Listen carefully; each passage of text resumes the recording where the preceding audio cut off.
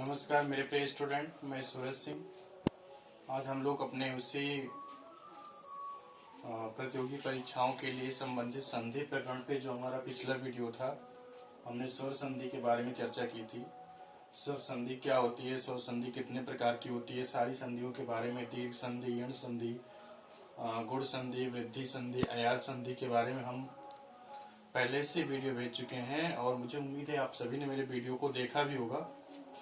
तो उसी क्रम में आगे बढ़ते हुए आज हम लोग पढ़ेंगे व्यंजन संधि के बारे में। संधि के बारे में हमने बताया संधि तीन प्रकार की होती है। पहला होता है स्वर संधि, दूसरा व्यंजन संधि और तीसरा विसर्ग संधि।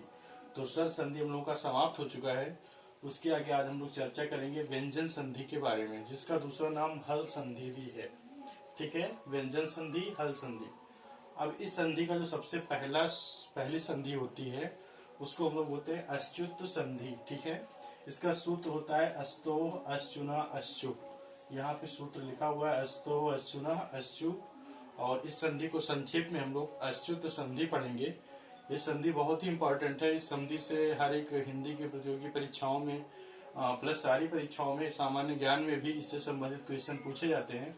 तो आप सभी से मेरा रिक्वेस्ट है कि इस वीडियो को मेरे ध्यान से देखना, लास्ट तक देखना, जिससे आपको ये संधि अच्छे से समझ में आ सके और इससे संबंधित जो भी प्रश्न है उसको आप आसानी से परीक्षा में सॉल्व कर सकें। तो आइए हम लोग उसके बारे में जानेंगे। व्यंजन संधि की जो पहली संधि है अच्युत संधि, इसका सूत्र होता है अस्तो अश्चुना अश्चु। सूत्र में ही इसकी परिभाषा छिपी हुई है, आप लोग ध्यान से देखेंगे तो आपको समझ में आएगा। देखिए, पहला शब्द है अस्तो अश्चुना अश्चु। ठीक है, तो सूत्र का अभिप्राय क्या है, इसमें देखिए आधा सा है और यहाँ पे ता पे ओ का मात्रा है, इसका मतलब ता वर्ग से अभिप्राय है। तो इसकी परिभाषा होगी कि जब सकार के बाद यानी सा के बाद में या ता वर्ग से अभिप्राय ता वर्ग के सारे अक्षर है। ता वर्ग मतलब ता, था, दा, धा, ना, ये पांच वर्ण ता वर्ग में आएंगे। तो ता के अंतर्गत ता वर्ग में ता किससे संबंधित जितने अक्षर हैं, ता, था, दा, धा, ना, सबको हम ले लेंगे। तो सूत्र की परिभाषा होगी जब सकार या ता वर्ग के बाद सकार या चा वर्ग आए। ठीक है, यहाँ से ध्यान से देखिएगा, यहाँ पे लिखा हुआ है जब सकार या ता वर्ग के बाद में मतलब उसके पश्चात। ठीक है, तो जब सकार या ता वर्ग के पश्चात यानी बाद में ये वाला सा है, यानी यहाँ पे दंती सा है और यहाँ पे तालव्य सा है, तो इस सा के बाद में अगर ये वाला सा आ रहा है या फिर ता वर्ग मतलब ता, था, दा, धा, ना के बाद में चा वर्ग, चा, छा, जा, झा, इया, चा वर्ग में पूरे वर्ण आ जाएंगे। चा आएगा, छा आएगा, इया आएगा, सारे वर्ण आ जाएंगे। तो इस तरह से अगर ता वर्ग के बाद चा वर्ग आए, यानी जब सकार या ता वर्ग के बाद में सकार या चा वर्ग आता है तो क्या होता है, सकार और ता वर्ग के स्थान पे क्रम से सकार और चा वर्ग आदेश हो जाता है। एक बात ध्यान से देखिए, परिभाषा थोड़ा आपको समझने में थोड़ा ध्यान से समझेंगे तभी समझ में आएगी। यानी कहने का अभिप्राय क्या है कि जब सकार या ता वर्ग के बाद में सकार या चा वर्ग में योग आता है, ठीक है, तो सकार और ता वर्ग के स्थान में क्रम से अभिप्राय क्रम से होगा, सकार और चा वर्ग हो जाता है। जैसे एग्जाम्पल के द्वारा समझिए, हमने एक शब्द लिखा हरि सेते। हरि सेते मतलब भगवान शयन कर रहे हैं, हरि सो रहे हैं, तो इसका जब हमने विग्रह किया तो हो गया हरिस प्लस सेते। अब यहाँ से ध्यान से देखिए, यहाँ पे दंती सा आ रहा है और यहाँ पे तालव्य सा आ रहा है। यहाँ पे परिभाषा में बताया गया इस सकार के बाद में अगर ये सकार आए तो इसके स्थान पे ये आदेश हो जाएगा। तो यहाँ पे सा आ रहा है, यहाँ पे तालव्य दंती सा है, यहाँ पे तालव्य सा है, तो हरिस प्लस सेते बराबर फिर इस वाले सा को तालव्य सा आदेश हो जाएगा। तो यहाँ पे डबल तालव्य सा होगा तो शब्द बन जाएगा हरिस सेते।